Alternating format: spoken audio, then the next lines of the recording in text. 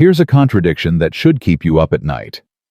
The United States just invaded a sovereign nation to arrest its president for narco-terrorism, while the same administration had just pardoned the former president of Honduras, who was convicted of shipping hundreds of tons of cocaine into America. If this was about drugs, the logic collapses. If this was about stolen elections, it collapses harder. The man ordering the invasion tried to overturn his own election in 2020. The official explanations don't survive 5 minutes of scrutiny. This isn't a story about good guys and bad guys. It's an anatomy of how power actually works when it stops pretending. Let me show you what's really underneath. Nicolás Maduro still remembers the last peaceful moment of his presidency. It was Friday evening, January 3, 2026. He stood in the presidential palace in Caracas, receiving a decorative vase from a Chinese diplomat, a gift marking decades of partnership between Venezuela and Beijing. The cameras captured him, smiling, relaxed, perhaps discussing oil shipments or infrastructure projects. Less than 12 hours later, he would be blindfolded, handcuffed, and dragged from his bedroom by American Special Forces in a midnight raid that lit up the Caracas skyline with explosions. By Saturday evening, the man who had ruled Venezuela for over a decade was descending the stairs of a U.S. government plane at a New York State National Guard facility, surrounded by FBI agents, his wife Celia beside him in matching restraints. Helicopters tracked their movement over Manhattan as vehicles transported them to the Metropolitan Detention Center in Brooklyn's Sunset Park neighborhood. A president had become a prisoner in the time it takes to fly from Caracas to New York. Imagine that visual for a moment. The leader of a country of 28 million people, a nation, sitting on the largest proven oil reserves on Earth, shuffling across an American tarmac in chains. And somewhere in Florida, the president who ordered the operation was telling Fox News it felt like watching a television show. Here's the first question worth sitting with. If the United States can do this to Venezuela, who exactly is safe? Because the stated justifications are already unraveling. Drug trafficking. 3 weeks earlier, Donald Trump had pardoned Juan Orlando Hernández, the former president of Honduras, who was serving a 45-year sentence for helping cartels move hundreds of tons of cocaine into American cities. Stolen elections. The United States just sanctioned Brazil for prosecuting Jair Bolsonaro's attempted coup, the same kind of democratic self-defense that America claims to champion. Dictatorship. Nayib Bukele, El Salvador's president, who openly calls himself the world's coolest dictator, was welcomed into the Oval Office with promises of sending American citizens to his jungle detention camps. The pattern doesn't fit. And when the pattern doesn't fit, you have to ask what's really going on. Raymond Castellanos was watching his screens in Mexico City when the first Reuters alerts hit. At 54, he'd spent 3 decades as a petroleum logistics coordinator tracking tanker movements across the Caribbean. He'd seen sanctions tighten. He'd watched shadow fleets emerge to move Venezuelan crude through back channels. But he'd never seen anything like this.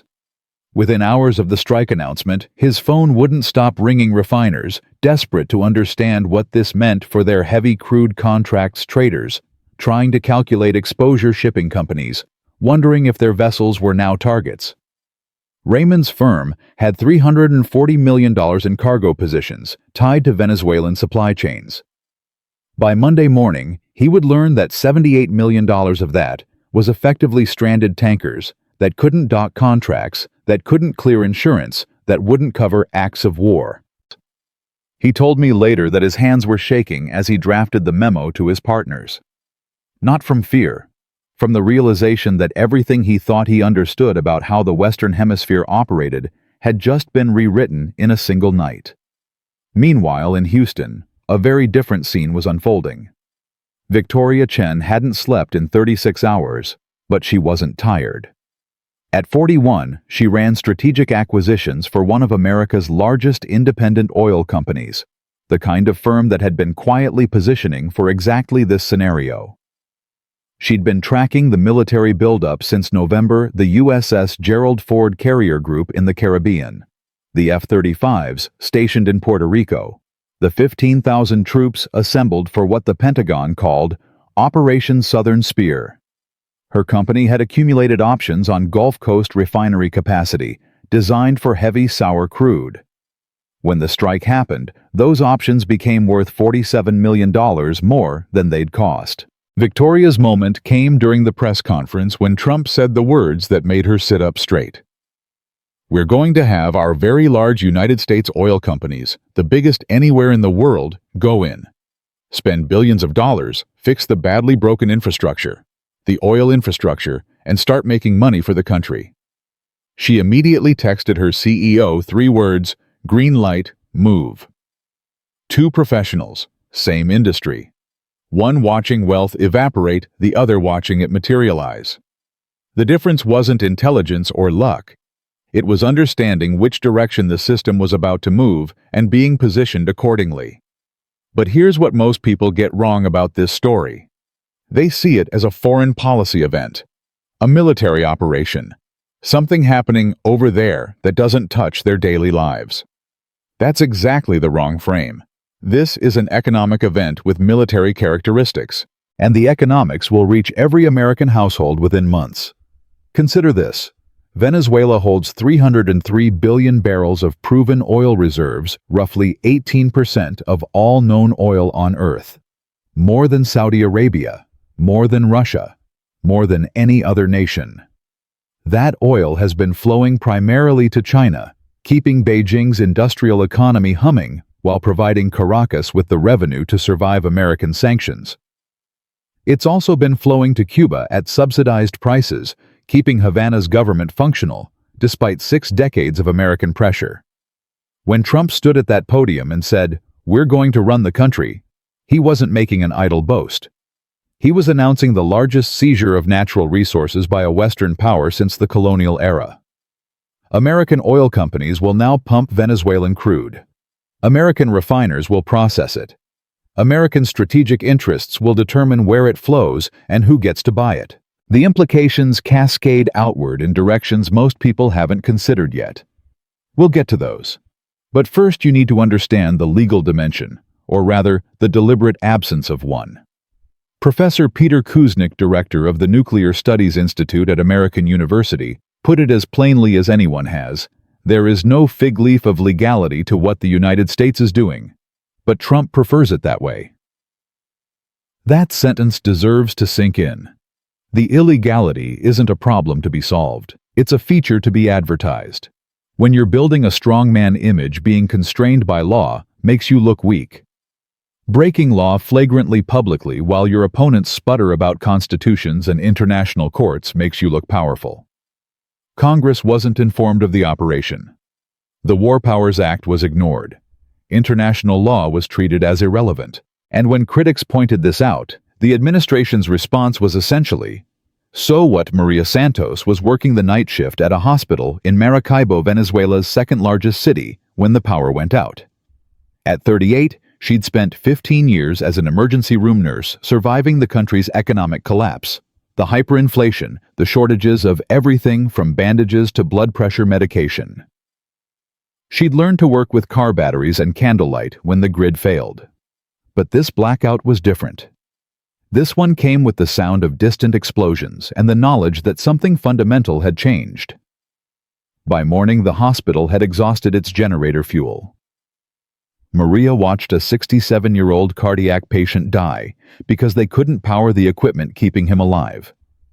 She didn't know yet that American missiles had struck the power infrastructure as part of the assault. She just knew that another patient was gone, another family was grieving, and she had to keep working because there was no one else. Across the Atlantic, in a London trading firm, her story was reduced to a data point. Venezuelan grid disruption. Expect humanitarian situation to accelerate refugee flows. Adjust Colombia exposure accordingly. That's the gap this video exists to explore. Between the Maria Santoses trying to keep patients alive with no electricity, and the Victoria Chens executing $47 million options plays. Between the stated reasons and the real reasons. Between the television show Trump said he was watching and the lives being upended inside that screen. Here's the second question to carry with you. If every justification for this invasion contradicts other administration actions, what's the actual logic holding it together? The answer involves oil, obviously, but it also involves China, Cuba, the BRICS alliance, the slow de-dollarization that's been terrifying Washington for years, and a vision of hemispheric control that hasn't been stated this openly since Theodore Roosevelt was in office. When Trump announced that his cabinet would run Venezuela until a safe, proper, and judicious transition could occur, he wasn't describing regime change. He was describing something older and more naked. The word for it used to be colonialism. We just don't use that word anymore. But here's what should really concern you. The precedent doesn't stop at Venezuela's borders. And the people who understand that best are already making moves that will shape the next decade of American power and American vulnerability. The precedent doesn't stop at Venezuela's borders. And to understand why, you need to understand a doctrine that most Americans have never heard of, but that has shaped this hemisphere for 2 centuries. In 1823, President James Monroe stood before Congress and declared that the Western Hemisphere was off limits to European colonization. Any attempt by European powers to extend their influence into the Americas would be viewed as a threat to American security. This became known as the Monroe Doctrine, and it established a simple principle: what happens in this hemisphere is America's business. For 200 years, that doctrine has been interpreted, reinterpreted, expanded, and weaponized by every administration that found it useful. Theodore Roosevelt added his corollary, the idea that the United States had the right to intervene in Latin American countries to stabilize them. That corollary justified dozens of invasions, coups, and regime changes throughout the 20th century. Guatemala in 1954, Chile in 1973, Panama in 1989. The pattern is consistent when a Latin American government does something Washington doesn't like. The Monroe Doctrine provides the ideological justification for action. Now Trump has added his own corollary. In his national security strategy released months before the Venezuela strike, he made it explicit the United States will dominate and control the Western Hemisphere. Not influence, not partner with. Dominate and control. Think of it like a landlord who's been letting tenants manage their own apartments for decades. He collected rent, occasionally complained about the noise, sometimes threatened eviction, but fundamentally, he let them live their lives. Now that landlord has decided the arrangement isn't working anymore. He's not just going to collect rent, he's going to move into the apartments, redecorate, and decide who gets to stay. That's what "we're going to run the country" means. Not regime change, not transition assistance. Direct management by a foreign power of another nation's affairs. But here's what most people get wrong about the Monroe Doctrine and its modern application: they think it's about ideology. Democracy versus dictatorship. Freedom versus authoritarianism. That framing is comfortable, but it's wrong. The doctrine has always been about resources and access. When the United States overthrew Guatemala's democratically elected president in 1954, it wasn't because he was a dictator, he wasn't. It was because he threatened the United Fruit Company's land holdings. When the CIA helped destabilize Chile in 1973, it wasn't because Salvador Allende was authoritarian. He'd been democratically elected. It was because he nationalized the copper mines that American companies had been profiting from. The pattern is consistent across a century of interventions. Governments that align their resources with American business interests are tolerated regardless of how they treat their citizens. Governments that redirect those resources elsewhere become targets. Which brings us to Venezuela and the man who set the current collision course in motion. Hugo Chavez came to power in 1999 with a simple proposition: Venezuela's oil should benefit Venezuelans. That might sound obvious, but it was revolutionary. For decades, Venezuelan crude had flowed north to American refineries, processed by American companies, generating profits that largely left the country. Chavez nationalized the oil industry, redirected revenues toward social programs, and began looking for new customers. Rafael Mendez was 24 years old when Chavez took office, working as a junior accountant at PDVSA, Venezuela's state oil company. He remembers the exact moment the shift became real. It was 2007, and he was processing the paperwork for a new shipping contract not to Houston or New Orleans, but to Guangdong, China. The numbers were staggering, billions of dollars in oil sales that would bypass the American market entirely. Rafael told me that his supervisor, an old-school petroleum man who'd spent his career dealing with Exxon and Chevron, looked at the contract and said, "This changes everything." He was right. Over the next 15 years, China became Venezuela's largest creditor and primary oil customer. Beijing invested over $60 billion in Venezuelan infrastructure, ports, railways, oil extraction facilities. In exchange, Venezuela shipped crude eastward across the Pacific instead of northward across the Caribbean. Every barrel that went to China was a barrel that didn't touch American hands, didn't require American dollars, didn't feed American refineries.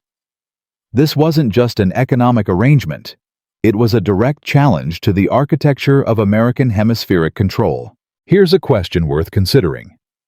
If you were running the American national security establishment and you watched your hemisphere's largest oil reserves slowly pivot toward your primary strategic competitor, what would you do? The answer came in stages.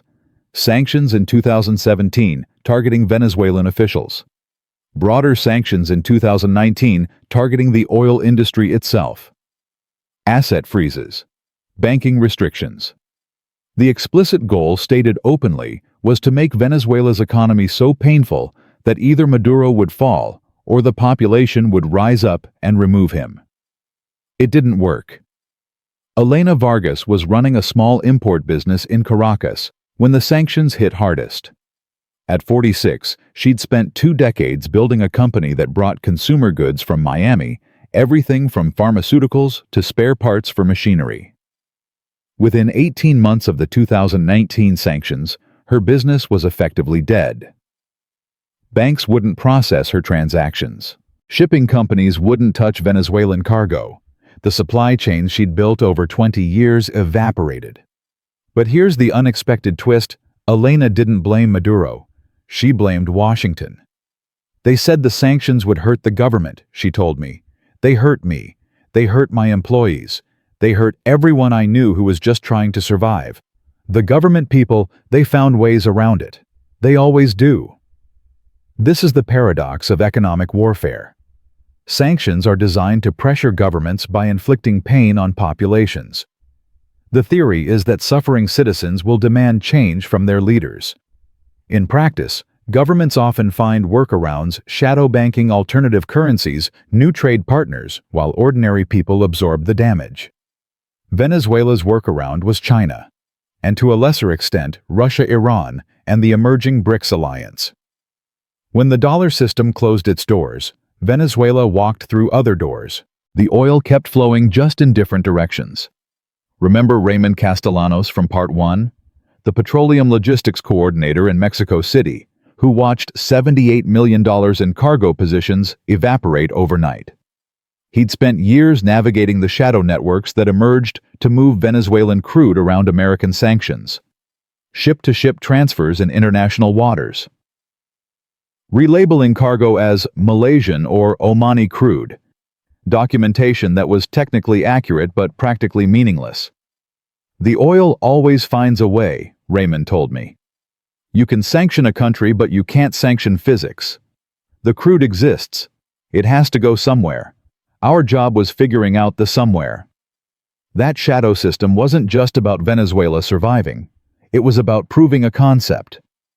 Proving that a country could exist outside the dollar-dominated financial order and still function. Still sell its resources. Still maintain relationships with major powers. The sanctions were supposed to demonstrate American reach. Instead, they demonstrated American limits, and that demonstration terrified Washington far more than Maduro's continued hold on power. Here's another question to carry with you. Why did the United States choose military action in January 2026 after years of economic pressure that clearly wasn't achieving its goals? The timing matters. In the months before the strike, three things were happening simultaneously. First, China had just finalized a new long-term oil purchase agreement with Venezuela, locking in supplies through 2035. Every barrel committed to Beijing was a barrel permanently removed from Western markets. Second, the BRICS alliance was actively building payment infrastructure that would allow member nations to trade without touching the dollar. Venezuela had applied to join. If accepted, it would become the first oil-rich Western Hemisphere nation inside a system explicitly designed to bypass American financial control. Third, and perhaps most importantly, the de-dollarization trend that had been building for years was accelerating. Central banks globally were dumping dollar reserves and accumulating gold. The percentage of global trade conducted in dollars was falling. The architecture that had given America extraordinary economic leverage since World War II was showing cracks. Marco Rubio understood these dynamics better than most. The Secretary of State had spent his political career obsessed with Cuba and Venezuela, not because he particularly cared about human rights in those countries, but because of what they represented. Cuba had survived 60 years of American pressure by building alternative relationships. Venezuela was attempting the same strategy with far more resources. Rubio's parents left Cuba 3 years before Castro came to power, despite his political mythology suggesting otherwise. But the ideological inheritance was real, an absolute conviction that leftist governments in the Western Hemisphere posed existential threats to American interests, and that those governments must be eliminated by whatever means necessary. Carlos Vega spent 30 years in the State Department's Western Hemisphere division before retiring in 2022. He remembers a meeting with Rubio in 2019 when Rubio was still a senator pushing for harder Venezuela policy. He wasn't interested in democracy promotion or human rights metrics, Carlos told me. He asked one question over and over. How do we cut the connection to China? Everything else was secondary. That question, how do we cut the connection to China, explains more about the Venezuela strike than any official justification offered. Maduro's authoritarian tendencies, real as they are, were pretexts. The drug trafficking allegations contested by every serious analysis were pretexts. The actual target was the pipeline of resources flowing from the Western Hemisphere to America's primary strategic competitor. When Trump stood at that podium and said American oil companies would go in, spend billions of dollars, fix the badly broken infrastructure, he was announcing a redirection. Venezuelan crude would flow north again. It would be priced in dollars again. It would feed American refineries and American strategic interests again. The shadow networks Raymond Castellanos had spent years navigating gone. The China partnership Rafael Mendez had watched transform Venezuela's oil industry. Severed. The BRICS membership application. Dead on arrival. In one night of military action, the United States didn't just remove a president. It reversed 15 years of Venezuelan foreign policy and reasserted control over the largest oil reserves in the Western Hemisphere. But seizing something and holding it are very different propositions. The capture of Maduro was the easy part, a spectacular military operation that Trump accurately described as unprecedented in its speed and precision. What comes next is the hard part. And the people who've studied American interventions in this hemisphere know exactly how hard it's going to get. What comes next is the hard part. And the people who've studied American interventions in this hemisphere know exactly how hard it's going to get. But before we get there, I need to show you something that most Americans haven't seen. Something that reveals the gap between what we were told and what actually happened in those critical hours. The official narrative goes like this. American forces conducted a precision strike to capture a narco-terrorist who had stolen an election and was trafficking drugs into the United States. A surgical operation. Minimal casualties. Justice served. Now let me show you what was happening on the ground. Dr. Alejandra Reyes was performing emergency surgery at Hospital Universitario de Caracas when the first missiles hit at 1:47 a.m. The building shook. The lights flickered, then died. Her patient, a 34-year-old construction worker with a ruptured appendix, was lying on the operating table with his abdomen open. For 11 minutes, she worked by the light of cell phones, held by nurses finishing the procedure in conditions she later described as medieval. That patient survived. Others didn't. The power grid that went down across Caracas that night wasn't accidental. American missiles targeted electrical infrastructure as part of what military planners call shock and awe, the deliberate destruction of civilian systems to create chaos and demonstrate overwhelming force. It's the same playbook used in Iraq in 2003, the same playbook used in Libya in 2011, the same playbook that always produces the same result: military objectives achieved, civilian suffering maximized. By dawn 17, Venezuelan hospitals were operating on backup generators, or no power at all. The health ministry would later report 43 deaths directly attributable to the grid-collapsed dialysis patients, whose machines stopped ICU patients, whose ventilators failed surgical patients, like the man Dr. Reyes was operating on, who survived only through luck and improvisation. Here's the first question worth confronting. When does the capture of one man justify the deaths of 43 people who had nothing to do with his government? The answer, apparently, is when nobody in Washington has to look at their faces. But the power grid was just the beginning. The cascade of decisions made in those first hours reveals something far more troubling about the nature of this operation and the people directing it. Pause this video for a moment and consider what you would do if you just seized control of a country of 28 million people.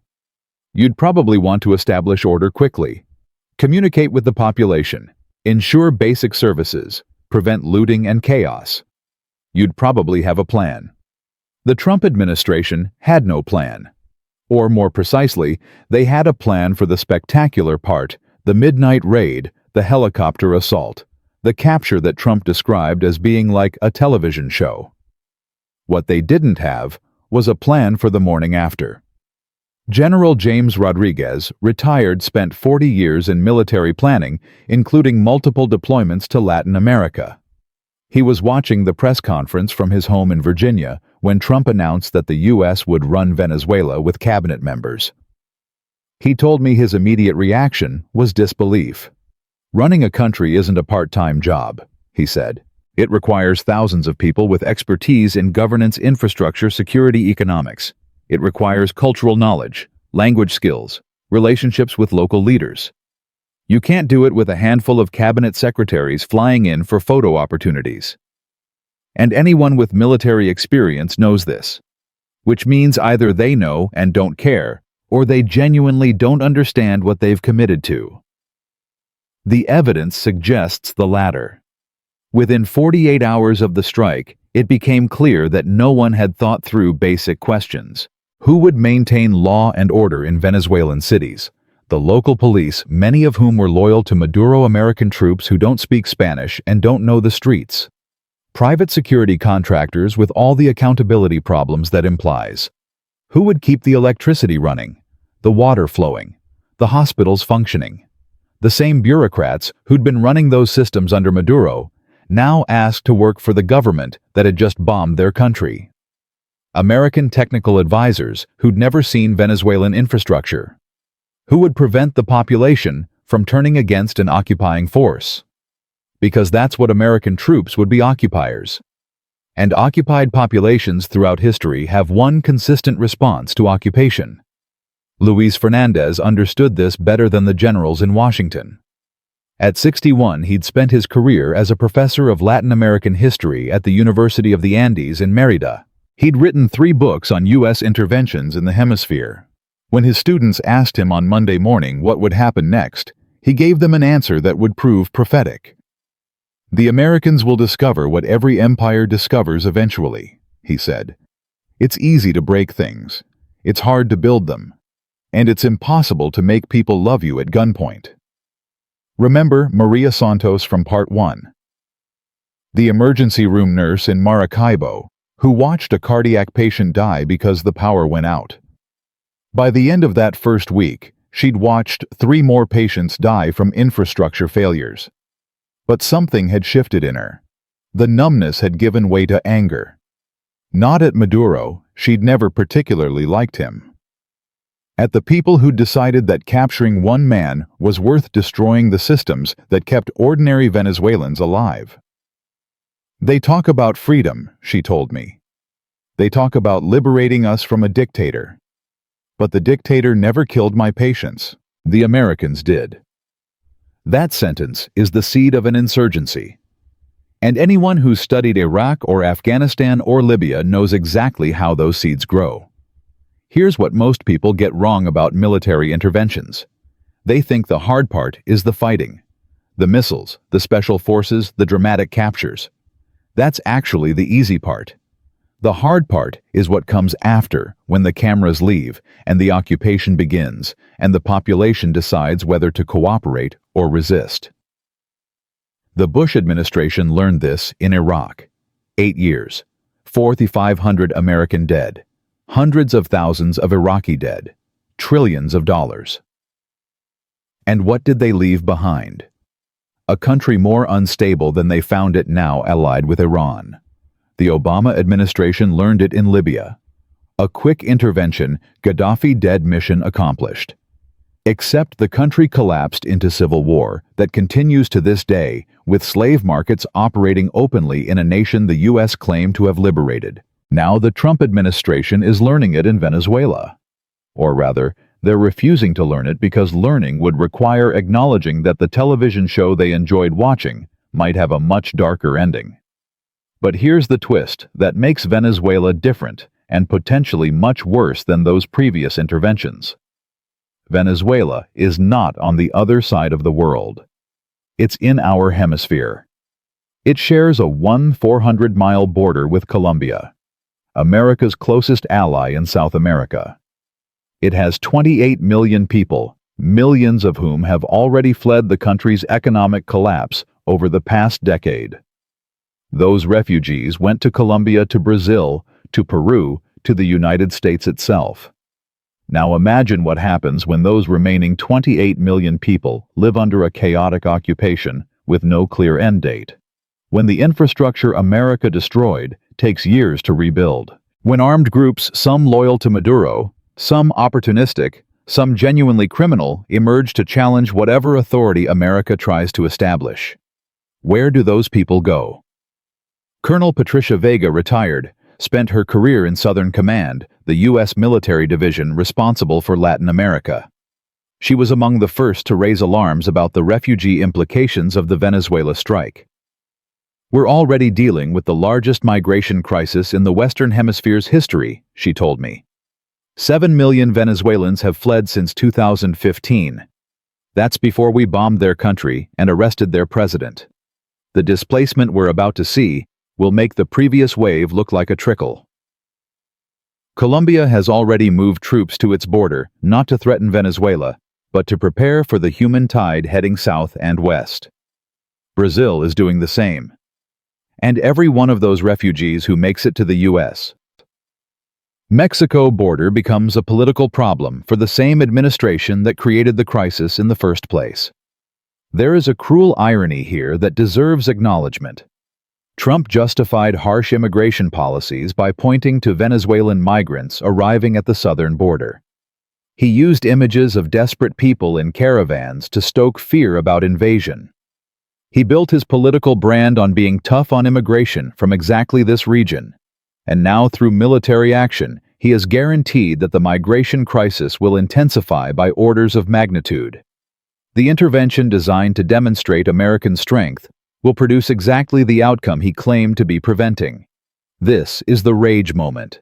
This is where you should feel something. Because while Maria Santos watches patients die in Maracaibo, while millions of Venezuelans prepare to flee a country that's about to become infinitely more chaotic, while American soldiers prepare for an occupation that could last a generation. Victoria Chin is executing her $47 million options play in Houston. Remember her, the strategic acquisitions director whose company had positioned for exactly this scenario. She's not a villain. She's not doing anything illegal. She's simply operating in a system where information flows upward to people who can pay for it, and consequences flow downward to people who can't. The people who planned this operation had access to intelligence military assessments, economic projections. They knew what was coming, and they positioned accordingly. Victoria Chen's firm knew because they'd been watching the military buildup, studying the troop deployments, analyzing the rhetoric. They were ready. Maria Santos was not ready. She was trying to save patients with car batteries and candlelight. Raymond Castellanos was not ready. He was watching his business evaporate in real time. The 28 million people of Venezuela were not ready. They went to bed in one country and woke up in another. This is how power works. Not through conspiracy, but through asymmetry. Some people see the moves before they happen. Others absorb the consequences after. Here's the second question to carry forward. If this is what American power looks like in our own hemisphere, chaotic, unplanned, devastating to civilians while enriching insiders, what does that say about the system itself? Professor Peter Kuznick, who we heard from earlier, put it bluntly. The United States was already being seen as a rogue regime, a pariah state. Now it's even more so. I can't imagine this having a positive outcome inside Venezuela or inside the United States. He's right about the first part. The international response has been uniformly horrified. Latin American governments across the political spectrum have condemned the action. European allies have issued carefully worded statements expressing concern, diplomatic language, for "we can't believe you actually did this." China and Russia have accused the United States of naked imperialism, and for once, much of the world agrees with them. But it's the second part of Kuznick's statement that deserves attention, the part about the outcome inside the United States. Because the people who ordered this operation, the Stephen Millers and Pete Hegseths and Marco Rubios standing behind Trump at that press conference, they're not going to pay any price for what happens next. If the occupation turns into a quagmire, if American soldiers start dying, if the refugee crisis explodes, they'll find someone else to blame. They always do. The price will be paid by American taxpayers funding an open-ended military commitment, by American soldiers deployed to patrol foreign streets, by American families whose sons and daughters come home in flag-draped coffins, or don't come home at all, and by Venezuelans like Maria Santos and millions more who never asked to be liberated, never voted for this outcome, never had any say in the decisions that destroyed their country. The powerful win, the powerless lose. And everyone pretends this was about democracy. But the consequences don't stop at Venezuela's borders or America's budget. The ripple effects of this action are already reshaping global alliances, energy markets, and the very architecture of international order. And the people positioning themselves for those changes, the ones who understand what this moment really means, are already 3 moves ahead of everyone watching the news. The ripple effects of this action are already reshaping global alliances, energy markets, and the very architecture of international order. And the people positioning themselves for those changes are already 3 moves ahead of everyone watching the news. Let me show you what those moves look like, not in the chaos of the first week, but in the slow grind of years and decades that follows. Countries don't collapse in a day. They collapse one decision at a time, one compromise at a time, one life at a time. The headlines fade, the cameras leave, and the dying happens quietly in hospital corridors, without power in businesses, without customers, in families, without futures. Iraq teaches this lesson. After the 2003 invasion, the spectacular phase lasted 3 weeks. The occupation lasted 8 years. The consequences continue to this day. American planners predicted a short intervention, a grateful population, a quick transition to democracy. Instead, they got a sectarian civil war, the rise of ISIS, and a country now more aligned with Iran than with the United States. The pattern is remarkably consistent. Invasion weeks, occupation years, recovery generations. Venezuela will follow this pattern. The question is not whether the consequences will be devastating. They will be. The question is, who will bear those consequences and who will profit from them? Let me introduce you to two futures. Both begin on the same morning, January 3, 2026. Both end a decade later. The trajectories couldn't be more different. Maria Santos was 38 years old when the missiles fell on Caracas. We've already seen her in the emergency room watching patients die because the power grid collapsed. By March 2026, she was no longer working at that hospital. The facility had been requisitioned by American military medical teams, better equipped, better supplied, but with no interest in treating Venezuelan civilians, except for propaganda purposes. Maria found work at a clinic in a poor neighborhood, earning roughly $180 per month in a currency that was losing value by the day. By 2028, that clinic had closed due to lack of supplies. The international sanctions that were supposed to end with Maduro's removal had been replaced by new sanctions, this time targeting remnants of the old regime that the occupation government couldn't control. By 2030, Maria had made the decision that millions of Venezuelans were making. She joined a caravan heading north through Colombia, through Central America, toward the U.S. border. The journey took 4 months.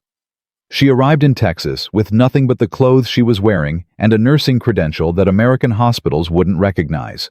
Project forward to 2036. Maria Santos is 58 years old, working as a home health aide in Houston, earning $14 per hour to care for elderly Americans. Her nursing skills developed over 2 decades in Venezuelan hospitals are useless because she can't afford the $8,000 in fees and exams required to get American certification. Her life savings, what remained after the currency collapse, amounts to $2,400 in a checking account. She sends $200 per month to her mother still living in Maracaibo, in a country that a decade after liberation still lacks reliable electricity. Now let me show you another trajectory that began on the same morning. Victoria Chen was 41 when the missiles fell. We've seen her executing options plays in Houston positioned perfectly for the chaos she knew was coming. Her firm's gains from the first week alone exceeded $47 million. But that was just the beginning. By 2028, Victoria had been promoted to Chief Strategy Officer. Her firm had secured contracts to provide reconstruction consulting to American oil companies moving into Venezuela. The work was lucrative, advising on infrastructure rebuilds, supply chain logistics, security arrangements. Her personal compensation that year exceeded $3.2 million. By 2030, she had left the corporate world to start her own advisory firm, specializing in what she diplomatically called emerging market transitions, helping companies navigate the profitable chaos of American interventions. Her client list included 3 of the 5 largest oil companies on Earth. Project forward to 2036. Victoria Chen is 51 years old, with a net worth exceeding $34 million. She owns homes in Houston, Miami, and Aspen. Her children attend private schools that cost more per year than Maria Santos earns. She serves on the boards of 2 major corporations and a prominent think tank that advises the government on Latin American policy. She has never been to Venezuela. She has never met anyone like Maria Santos. Their lives exist in parallel universes that happen to share the same economy. Here's the question that should haunt you. Is this outcome accidental, or is it designed? Because the gap between Maria and Victoria isn't a bug in the system. It's the system working exactly as intended. Information flows upward. Opportunity flows upward. Consequences flow downward. The same intervention that destroyed Maria's life created Victoria's fortune. But Venezuela's losers aren't just individual nurses and workers. Entire nations are being reshaped by the consequences of this action. Consider Colombia. Before the Venezuela strike, Colombia was America's closest ally in South America, a stable democracy that had spent decades fighting drug cartels and building economic relationships with the United States. The Colombian government cooperated with American policy on Venezuela, even while expressing reservations about military intervention. Now Colombia is drowning. Within 18 months of the strike, an estimated 2.3 million additional Venezuelan refugees had crossed into Colombian territory. The refugee camps that had been manageable became unmanageable. The social services that had been strained collapsed entirely. The border regions that had been struggling became ungovernable. By 2030, Colombia was spending 4.2% of its GDP on refugee management money that wasn't going to education infrastructure or economic development. The political backlash was inevitable. A nationalist government came to power, promising to close the border and expel Venezuelan migrants. U.S.-Colombian relations, carefully cultivated over 4 decades, fractured. Imagine a chart showing Colombian GDP growth from 2020 to 2035. The line climbs steadily until 2026, then flattens, then begins to decline. By 2035, Colombia's economy is 23% smaller than it would have been without the Venezuela crisis. That's not a recession. That's a generation of lost development. Here's what most people get wrong about interventions. They assume the damage is contained to the target country. It never is. Chaos spreads. Refugees spread. Economic disruption spreads. The Venezuela intervention didn't just destabilize Venezuela, it destabilized the entire northern tier of South America. But while Colombia absorbed the costs, others absorbed the profits. Remember Rafael Mendez from Part 2. The PDVSA accountant who processed Venezuela's first major oil contracts with China back in 2007. When the Americans arrived, Rafael faced a choice: cooperate with the new order or resist. He chose cooperation. Not because he supported the invasion, he didn't, but because he had a family to feed and expertise that the occupation desperately needed. American oil companies flooding into Venezuela needed people who understood the infrastructure, the logistics, the technical details that couldn't be learned from satellite imagery. Rafael became a translator of systems bridging the gap between American capital and Venezuelan operations. His salary quadrupled. His standard of living in a country where most people were struggling to eat became almost obscene. By 2030, Rafael had saved enough to send his 2 daughters to university in the United States. By 2036, he would be the country manager for a major American oil services company, earning $450,000 per year in a nation where the average income had fallen to $89 per month. He doesn't sleep well. He told me that every time he drives past the neighborhoods where he grew up, now crumbling, depopulated, patrolled by private security forces, he feels something he can only describe as survivor's guilt. "I made the choice I had to make," he said. "But I don't know how to explain it to my daughters. I don't know how to tell them what their comfort cost." The occupation created a new class in Venezuela, not the old Chavista elite who fled to Cuba or Russia or prison. A new elite Venezuelans willing to work with American interests, fluent in English, educated in Western business practices, comfortable with the extraction of their country's wealth by foreign corporations. These collaborators, as history will likely call them, live well. Their children get opportunities. Their futures are secure. The price is a kind of moral corrosion that compounds over time. But the largest long-term consequence isn't economic, it's geopolitical. The Venezuela intervention accelerated something that had been building for years: the fracturing of American global leadership. When the world's most powerful democracy invades a country, arrests its president and announces it will run the country to tap its oil without legal authorization, without international support, without even a coherent explanation, something fundamental shifts in how other nations view American power, not American strength. American power. There's a difference. Strength is the ability to achieve objectives. Power is the ability to lead, to set norms, to shape behavior through something other than raw force. The United States has demonstrated tremendous strength in Venezuela. It has destroyed its power in the process. The BRICS alliance, Brazil, Russia, India, China, South Africa, was already building alternatives to American-dominated financial systems before the Venezuela strike. After the strike, that building accelerated dramatically. By 2028, the BRICS payment system was processing over $1.2 trillion in annual transactions. By 2030, 3 additional Latin American countries had joined, explicitly citing the Venezuela intervention as their reason. By 2035, the dollar's share of global reserves had fallen from 59% to 41%, still dominant, but declining at a rate that would have been unthinkable a decade earlier.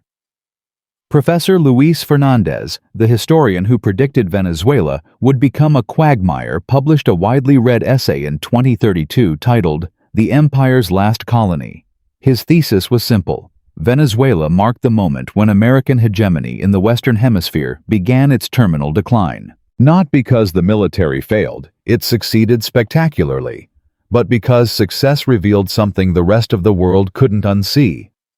When you have to occupy a country to maintain your position, he wrote, you've already lost. You just haven't admitted it yet. Here's the second question to carry forward. If the United States is willing to do this to Venezuela, what country is safe from the same treatment? The answer being reached in capitals around the world is none. And that answer is driving a reorganization of global alliances that will take decades to fully manifest, but is already visible to anyone paying attention. China is deepening its relationships throughout Latin America, offering infrastructure investment without military strings attached. Russia is providing weapon systems to any government that feels threatened by American intervention. Iran is sharing its expertise in sanctions evasion. A loose coalition of countries that have nothing in common except fear of American power is forming, and that coalition will shape the 21st century in ways we can barely imagine.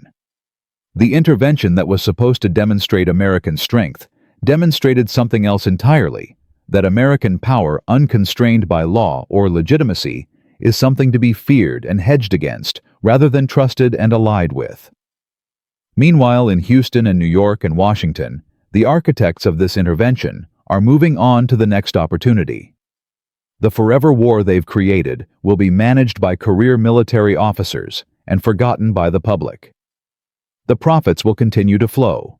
The costs will be borne by people whose names will never appear in any newspaper. Countries don't collapse in a day. They collapse one life at a time, one Maria Santos at a time, one hospital without power at a time. And by the time the collapse is complete, the people who caused it have long since cashed out and moved on. But here's the unexpected twist that brings this story back to where we started, back to you, watching this video, trying to make sense of a world that seems to be breaking apart. The same forces that created Maria Santos and Victoria Chen, that destroyed Colombia while enriching oil executives, that fractured American global leadership while consolidating American corporate profits, those forces aren't finished. They're just getting started. And what happens next depends entirely on whether enough people understand what they're seeing before it's too late to change course. What happens next depends entirely on whether enough people understand what they're seeing before it's too late to change course. So let me bring this back to where you're sitting right now. Not in 2036. Not in the wreckage of a decade-long occupation. Today. This moment. The world you're living in as you watch this video. Everything I've described in Venezuela, the midnight raids, the power grid destruction, the "we'll run the country" declaration, the oil seizure dressed up as liberation, none of this happened in a vacuum. It happened because of patterns that have been building for years, patterns that are visible right now if you know where to look. The Monroe Doctrine we discussed in Part 2 didn't disappear after 1823. It evolved. It adapted. It found new language and new justifications for the same fundamental impulse. The Western Hemisphere belongs to American interests, and any government that challenges those interests becomes a target. The Regime Change Playbook. We traced through Guatemala, Chile, Panama, Iraq, Libya. That playbook wasn't retired. It was refined. The military got better at the spectacular phase. Nobody got better at what comes after. The information asymmetry we saw between Victoria Chen and Maria Santos. The gap between those who see the moves coming and those who absorb the consequences, that asymmetry isn't shrinking. It's widening. Every year, the distance grows between people who understand how the system works and people who are worked by the system. Here's the pattern that runs through everything we've discussed. Power operates on information. Those with information position themselves before events. Those without information react after events. The gap between positioning and reacting is where fortunes are made and lives are broken. Raymond Castellanos understood this pattern. Remember him from Part 1, the petroleum logistics coordinator in Mexico City, who watched $78 million in cargo positions evaporate. I spoke with him again recently, 3 months after the strike. His business has partially recovered, not because Venezuela stabilized, but because he learned to read the new landscape. "I'm not angry anymore," he told me. "Anger doesn't help. I'm watching. I'm learning. The same people who did Venezuela are looking at other targets. Nicaragua, Cuba, maybe others. When you understand how they think, you can see the moves before they happen." Raymond has repositioned his entire operation. He's diversified away from any single country that might become the next American target. He's built relationships with BRICS-aligned shipping companies. He's studying Mandarin, preparing for a world where the dollar isn't the only currency that matters. He lost $78 million. He's determined not to lose again. But here's the unexpected twist in Raymond's story, and it's the twist that matters most for everyone watching this video. Raymond isn't doing anything secret. He's not accessing classified intelligence. He's not bribing officials or trading on inside information. He's reading publicly available documents. Shipping manifests, military deployment announcements, congressional testimony, think tank reports. Everything he needs to understand where American power is likely to move next is published openly available to anyone willing to spend the time finding and analyzing it. The information isn't hidden. The interpretation is rare. This brings me to the framework I promised. Not financial advice, I'm not qualified to give that. But 3 questions to ask yourself as you navigate a world where power operates the way we've described. First, what assumptions am I making about stability that might be wrong? Maria Santos assumed Venezuelan hospitals would have electricity. Colombian policymakers assumed refugee flows were manageable. American planners assumed occupations could be managed with cabinet supervision. Every one of those assumptions proved catastrophically wrong. What assumptions are you making about your own situation, your job, your savings, your country that you've never examined? Second, whose information am I consuming? And what do they want me to believe? Victoria Chen had access to analysis that showed the military buildup was real and the intervention was coming. Maria Santos had access to news that said negotiations were ongoing and military action was unlikely. Same events, different interpretations, opposite outcomes. When you read news about geopolitical tensions, who's writing it? What do they gain from you believing their version? Third, if everything I think I know turned out to be wrong, would I be okay? This isn't about paranoia. It's about resilience.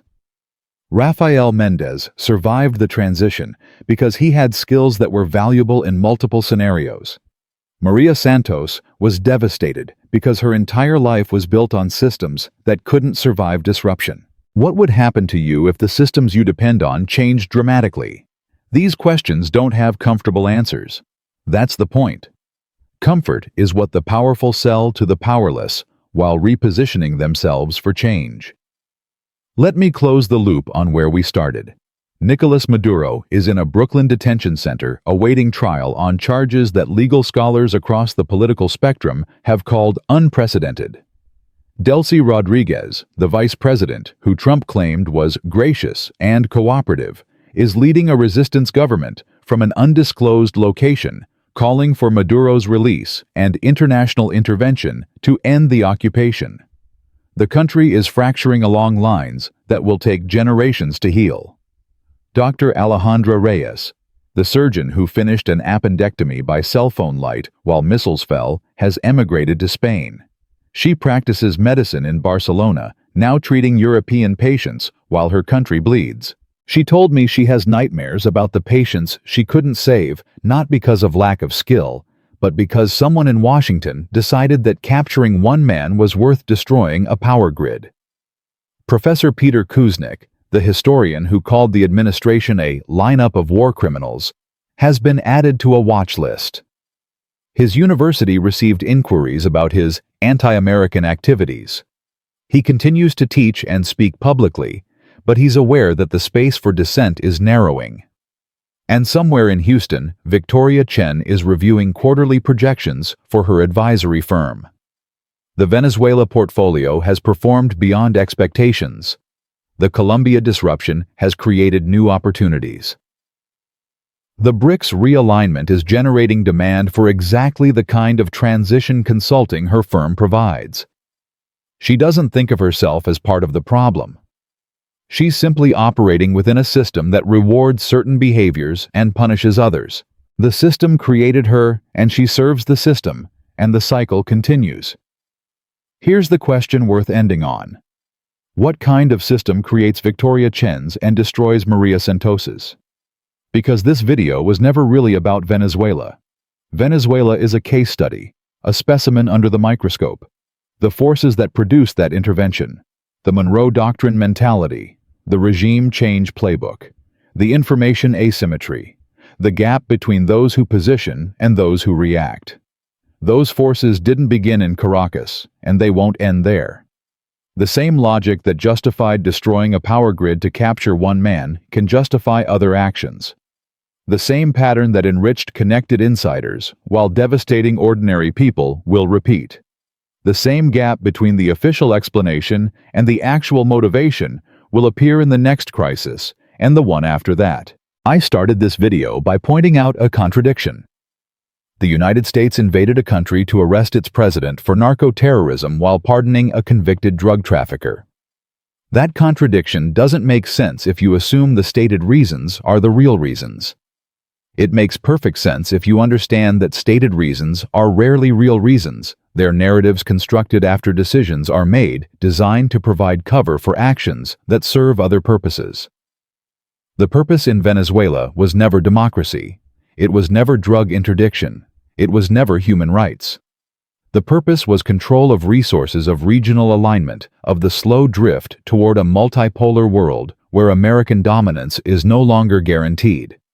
Whether that control will succeed is an open question. The historical pattern suggests it won't. Occupations breed resistance. Resistance breeds chaos. Chaos breeds consequences that outlast the planners who created them. But the pattern will repeat regardless. Not because the people in power are evil, that's too simple. Because the system rewards certain behaviors, and those behaviors produce certain outcomes. Change the people. Keep the system, get the same results. The only way to break the pattern is to see it clearly. To understand how power actually operates, not how it claims to operate. To ask who benefits when decisions are made and who bears the costs when consequences arrive. This video can't give you certainty. Nobody can. But it can give you a framework for asking better questions. And in a world where the right questions are worth more than easy answers, that's not nothing. We started with Nicolás Maduro, descending from a plane in chains, a president transformed into a prisoner between sunset and sunrise. We end with a simpler image, a map of the Western Hemisphere. 28 million people in one country, navigating an occupation with no end date, and a system that will continue producing interventions until enough people understand how it works. The television show that Trump said he was watching. It's still playing. The question is whether you're watching it, or whether you're finally ready to see who's writing the script. Empires don't fall because they lose wars. They fall because they forget the difference between strength and power, between the ability to break things and the ability to build trust.